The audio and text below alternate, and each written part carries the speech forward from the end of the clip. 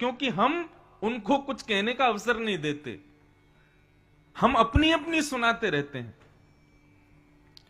द्वारिकापुरी जाएंगे, द्वारिकाधीश का दर्शन करेंगे, द्वारिकाधीश को प्रणाम करेंगे, अपने दुख दर्द सुनाए आएंगे।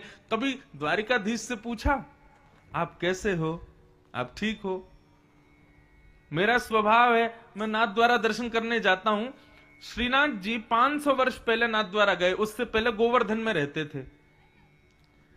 तो कभी जब भी मैं नाथ द्वार जाता हूं ना, तो श्रीनाथ जी के सामने खड़े होते ही मेरे मन में भाव आता है, हमारे ब्रज को छोरा है और बेचारों 500 वर्ष पहले मुगलन के कारण याकू राजस्थान आनो पड़ो।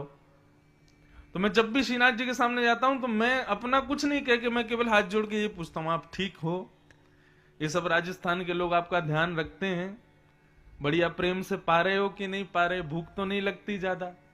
आप विश्वास माने मेरी बात का, आप ठाकुर जी से या देव से इस प्रकार उनका हाल पूछोगे, वैसे तो उनको कोई दिक्कत नहीं, वो सदैव प्रसन्न है, लेकिन इस प्रकार वार्ता करोगे आपको कभी ना कभी सामने से प्रत्युत्तर मिलेगा, जरूर मिलेगा।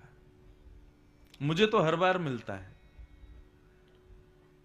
अगली बार वृंदावन आओ तो वृंदावन बिहारी जी से अपना मत बताना, हे बिहारी जी हमारा सब मंगल करो, हे बिहारी जी देवास में सब ठीक हो जाए, हमारे दुकान सब सही चले, ये सब कृपा करो बिहारी जी, ये सब ना कह के केवल बिहारी जी के सन्मुख जाना, हाथ जोड़ के बस पूछना, बिहारी जी आप ठीक हो, आप आनंद में हो, आप प्रसन्न हो, बस आप राजी रहो, आप प्रसन्न रहो।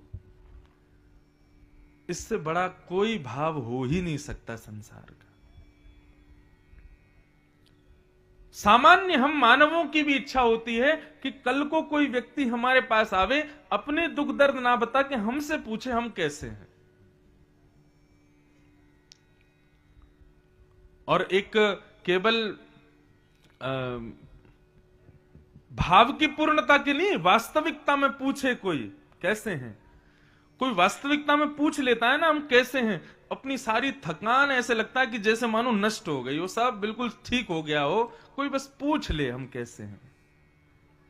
ठाकुर जी से जाके पूछो आप कैसे हो। हम तो कल गए मां के दर्शन करने, वहां पे भी उनके पास पुजारी जी ने सामने ही बैठा दिया, बोले यहीं बैठ जाओ महाराज जी दर्शन करो। तो मैं तो बस पूछ ही रहा था, मैंने मां आप ठीक हो? समानंद में देवास वाले खूब चकाचक आनंद कराते हैं आपको, सब सुख मिल रहा है, खुश हो? जब ऐसे बात करते हैं ना तब प्रत्युत्तर प्राप्त होता है। गीता का पढ़ने का एक नियम अपना लीजिए, मेरा कहां मानिएगा।